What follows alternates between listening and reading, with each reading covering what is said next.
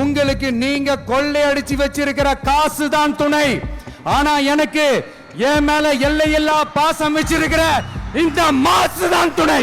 வெறும் 12 நாட்கள் மட்டுமே பொதுமக்கள் முன்னிலையில் தேர்தல் பிரச்சாரம். ஆனால் விஜய் தலைமையிலான தாவேகா தமிழகத்தில் ஆட்சியை பிடித்துள்ளது. வாக்காளர் சந்திக்கல, பூத் ஏஜென்ட் அமைக்கல, கவுண்டிங் ஏஜென்ட் கூட பல இடங்கள் நியமிக்கல. அப்படிப்பட்டவர்கள் இன்றைக்கு வெற்றி பெற்று ஆட்சிக்கு வந்திருக்கிறாங்க.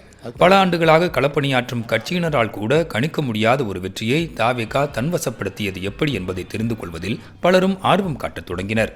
அப்படித்தான் நாமும் தகவல்களை தேடத் தொடங்கினோம். ஆனால் இந்த தேடலின் போது சமூக வலைதளங்களில் root mafia, sentiment tracking, information bombardment, 34,000 WhatsApp குழுக்கள், வெளிநாட்டு தொழில்நுட்பம் போன்ற வார்த்தைகளை அடிக்கடி பார்க்க முடிந்தது.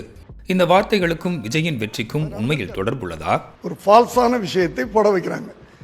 ஒருத்தன் போடுறானா அதை திருப்பி ஷேர் பண்ணுறது, ட்வீட் பண்ணுறது, லைக் பண்ண வைக்கிறது, இப்படி பண்ணுறாரு. ஸோ விஜய் அதை பார்க்குறாரு.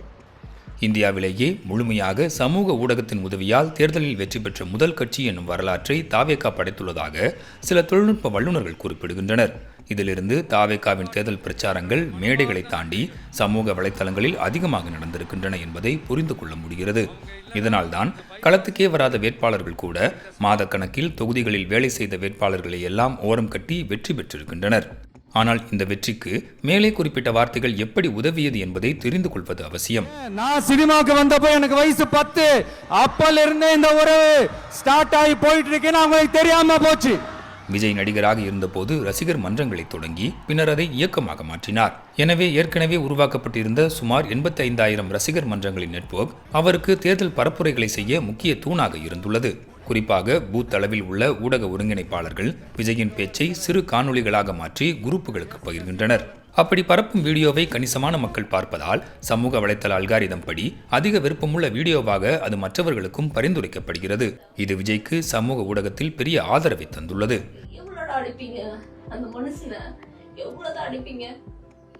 தாவேகாங்கிற ஒரு கட்சி உருவாகிறதுக்கு முன்னால அஜித் ரசிகர்களோட சண்டை போடுவதற்காக அல்லது அஜித்தை பத்தி தனிப்பட்ட முறையில் தவறான தகவல்களை பரப்புவதற்காகத்தான் அந்த ரூட் நிறுவனம் இந்த மாதிரியான சோசியல் மீடியா பேஜ் அவங்க பயன்படுத்திட்டு இருந்தாங்க. அது அரசியல மாறினப்ப அஜித்ங்கிற இடத்துல ஸ்டாலினை கொண்டு போய் வச்சாங்க.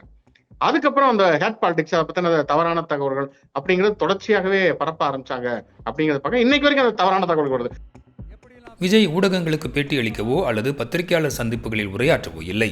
மாறாக அவரது உரைகள் மற்ற தலைவர்களின் உரைகளை காட்டிலும் மிகவும் சுருக்கமாக இருந்தன. ஏண்டா இந்த விஜயை வேதனைப்படுத்தணும், ஏண்டா இந்த விஜய்க்கு எதிராக சதி செஞ்சோம், ஏண்டா இந்த விஜய்க்கு எதிராக சூழ்ச்சி செஞ்சோம், நினைச்சு ஃபீல் பண்ண போறீங்க. ஆனால் அந்த ஒவ்வொரு அசைவும் இணையத்தில் இடைவிடாமல் பகிரப்பட்டன. குறிப்பாக இன்ஸ்டாகிராம் ரீல்ஸாகவும் யூடியூப் ஷார்ட்ஸ்களாகவும் வாட்ஸ்அப் குழுக்களில் ஃபார்வர்ட் மெசேஜ்களாக பகிரப்பட்டன. சில மணி நேரத்தில் அவை மில்லியன் பார்வைகளை கடந்தன. இது தவிர தனது படங்களில் அவரின் உடல் மொழி எப்படி மக்களை ஈர்த்ததோ அதே போன்ற உடல் மொழிகளில் மக்களிடம் விஜய் பேசினார். இப்படி இளைஞர்களுக்கு நான் எல்லாவற்றையும் விட்டுவிட்டு வந்திருக்கிறேன் என எமோஷனலான பேச்சு, குழந்தைகளுக்கு தீய சக்தி தூய சக்தி பஞ்ச் டயலாக் என மக்களின் உணர்ச்சிகளை தூண்டும் வகையில் பேசியிருக்கிறார். இப்படி சென்டிமெண்ட் டிராக்கிங் டூல் வாயிலாக மக்களிடையே எந்த வீடியோ நேர்மறையான தாக்கத்தை ஏற்படுத்துகிறது என்பதை ஆராய்ந்து அது போன்ற வீடியோக்களை தயாரித்துள்ளார்.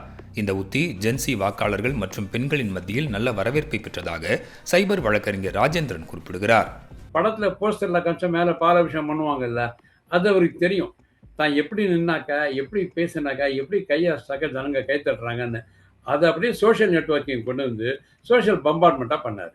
ஃபில்ம் கிளப்பை சோஷியல் பம்பார்ட்மெண்ட்டுக்கு ஃபேண்டமாக கொண்டு வந்தார். ஒரு 100 வில்லேஜுக்கு போய் 10,000 பேர் பார்த்து பண்ண வேண்டிய ஸ்டடியை ஒரு 10 நிமிஷம் 15 நிமிஷம் 1 மணி நேரம் ஸ்டடியில் பண்ணிவிடும்.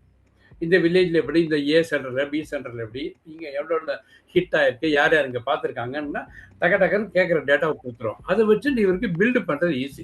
இதனால் தான் தமிழக அரசியலில் நடிகர் விஜய் நிகழ்த்திய அந்த பிரம்மாண்ட தேர்தல் வெற்றிக்கு பின்னால் வெறும் மக்கள் செல்வாக்கு மட்டுமல்ல, ஒரு மிகப்பெரிய டிஜிட்டல் தாக்கம் இருப்பதாக பலர் விமர்சனங்களை முன்வைக்கின்றனர். குறிப்பாக விஜயின் நீண்டகால மேலாளரான ஜெகதீஷின் தி ரூட் நிறுவனம்தான் இதன் பின்னணியில் இருப்பதாகவும் அதனை ரூட் மாஃபியா என குறிப்பிட்டு பலர் விமர்சித்து வருகின்றனர். சுமார் 34,000 வாட்ஸ்அப் குழுக்கள் மற்றும் நாள் ஒன்றுக்கு 150க்கும் மேற்பட்ட வீடியோக்கள் மற்றும் போஸ்டர்கள் மூலமாக ஒவ்வொரு வாக்காளரின் செல்போன் திரையையும் தங்கள் பிம்பத்தால் தாவேகா தரப்பு ஆக்கிரமித்துள்ளதாக எதிர்க்கட்சிகளும் கூறுகின்றன.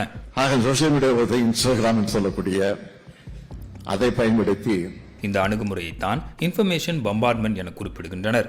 இது அமெரிக்க தேர்தல் பிரச்சாரங்களில் குடியரசுக் கட்சியால் பயன்படுத்தப்பட்ட வியூகமாக பரவலாக அறியப்படுகிறது. பம்பார்டிங் பை டிஃபால்ட் அது எப்படி ஒர்க் ஆகும் அப்படின்னா, ஜென்ரலா வந்து இப்போ நான் ஒரு பர்டிகுலர் கான்டெக்ட், ஒரு பர்டிகுலர் விஷயத்தை வந்து நான் ஸ்ப்ரெட் பண்ணணும்னு நினைக்கிறேன்னு வச்சுக்கோங்க. ஃபர்ஸ்ட் மைண்ட் செட்ல என்ன இருக்கும் அப்படின்னா, நீங்க போய் இன்ஸ்டாகிராம் ஓப்பன் பண்ணுவீங்க, அப்புறம் ஃபேஸ்புக் இது பண்ணுவீங்க, அப்புறம் ட்விட்டர் ஓப்பன் பண்ணுவீங்க. இது எல்லா இடத்துலயும் இதே மாதிரி இன்ஃபர்மேஷன் நான் புஷ் பண்ணிட்டே இருந்தேன்னு வச்சுக்கோங்க. ஃபார் எக்ஸாம்பிள் ஒரு பர்டிகுலர் ஏரியாவா இருக்கட்டும், இல்ல ஒரு பர்டிகுலர் விஷயம் பை டிஃபால்ட் வச்சுக்கோங்க. அது நமக்கு என்ன ஆயிடும் அப்படின்னா, நான் ட்விட்டர் ஓப்பன் பண்ற அதே நியூஸ் வருது, இன்ஸ்டாகிராம் ஓப்பன் பண்ற அதே நியூஸ் வருது, நான் வந்து ஸ்னாப்சாட் ஓப்பன் பண்ண அதுலயும் அந்த மாதிரி ஆட் வருதுன்னா, by default you will start thinking that எல்லாருமே இதை பத்தி தான் பேசுறாங்க போலன்னு சொல்லிட்டு நீங்க you will start talking about it. So பம்பார்ட்மெண்ட்ன்றது என்ன, ஒரு பர்டிகுலர் இன்ஃபர்மேஷனோ ஒரு செட் ஆஃப் இன்ஃபர்மேஷனோ ஆனால் ஒரே டைம்ல எல்லா இடத்துலையும் புஷ் பண்ணுவாங்க. இதனால் மனநிலையை தொழில்நுட்ப ரீதியாக மாற்றுவது ஏமாற்று வேலை என்ற விமர்சனங்களை தாவேகா எதிர்கொண்டு வருகிறது. குறிப்பாக அவை விஜய்க்கு ஆதரவாக இயங்கும் தளங்களாக மட்டுமில்லாமல் போலியான செய்திகளை உருவாக்கும் தளமாகவும் அது இருந்திருக்கலாம் எனும் சந்தேகமும் எழத் தொடங்கியுள்ளன. குறிப்பாக தாவேகாவின் சில வாட்ஸ்அப் குரூப்புகளில் திமுக ஆதரவாளர்களுக்கு எதிராக ரிப்போர்ட் செய்ய சொல்லும் ஸ்கிரீன்ஷாட்டுகளும் வெளியாகியுள்ளன. தேர்தலுக்கு பிறகும் பல போலியான செய்திகள் பரப்பப்படுகின்றன. குறிப்பாக தாவேகாவின் இந்த அணுகுமுறை பாஜகவின் செயல்பாடுகளுடன் ஒத்துப்போவதாக பத்திரிகையாளர் சுகுணா திவாகர் விமர்சிக்கிறார். பிஜேபியை பொறுத்தவரைக்கும் நீங்க வந்து ஒரு ஐடியாலஜிக்கலா வந்து இதெல்லாம் பிரச்சனை அல்லது ஒரு ஒரு இஷ்யூ பேஸ்டா வந்து அப்படியான விஷயங்கள் விமர்சனங்கள் வைக்க மாட்டாங்க. பிரதமர் ஆனது பிறகு மோடியை பாத்தீங்கன்னா, நீங்க வந்து ஏதாவது நீங்க மோடி அரசு மீது விமர்சனம் வச்சீங்கன்னா எல்லாத்துக்குமே நேரு தான் காரணம், எல்லாத்துக்குமே காங்கிரஸ் தான் காரணம் அப்படின்னு சொல்லிட்டு அவர் வந்து ஒரு தனிநபர் விமர்சனங்களை மட்டும்தான் வைப்பார். அதை தாண்டி வந்து அவர் வந்து பத்திரிகையாளர்களை சந்திப்பதில் விஜய் அதுதான் பண்ணியிருக்காரு. தாவேகாவின் வெற்றிக்கு பல காரணங்கள் சொல்லப்பட்டாலும் சோசியல் மீடியா அதில் முக்கிய காரணமாக இருப்பதாக சுட்டிக்காட்டும் எழுத்தாளர் ஆலி செந்தில்நாதன், திமுக கட்சியை தொடங்கிய போது எப்படி சினிமா என்னும் நியூ மீடியத்தை பயன்படுத்தி கொண்டதோ அதே போலத்தான் மொபைல் நேட்டிவ் ஜெனரேஷன் என சொல்லக்கூடிய ஜென்சி இளைஞர்களை கவர தாவேகா சோசியல் மீடியாவை பயன்படுத்தி கொண்டது என்கிறார். தமிழ்நாட்டோட சிஎம் யாரு?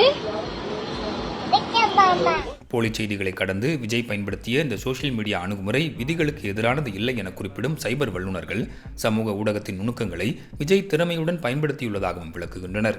எனினும் திட்டமிட்டு பரப்பப்படும் இது போன்ற செயலை டிஜிட்டல் மேனிப்புலேஷன் என குறிப்பிடும் சுகுணா திவாகர் இது எத்தனை நாட்களுக்கு நீடிக்கும் என்னும் கேள்வியையும் முன்வைக்கிறார். அதே நேரத்தில் இப்போ 2 வருஷம் வந்து இவர் வந்து நல்ல ஆட்சி நடத்துற பிரச்சனை இல்லை, நல்ல ஆட்சி நடத்தல, ஒரு நிர்வாக திறமை இல்லை, அதில் நிறைய பிரச்சனைகள் வருது, விமர்சனங்கள் வருது, இதெல்லாம் அவர் வந்து சரியாக கையாளன்னு சொன்னா என்னதான் அந்த மாதிரியான சோசியல் மீடியா மேனிபுலேஷன் ரொம்ப நாள் நிற்கிறதுக்கான வாய்ப்புகள் கிடையாது.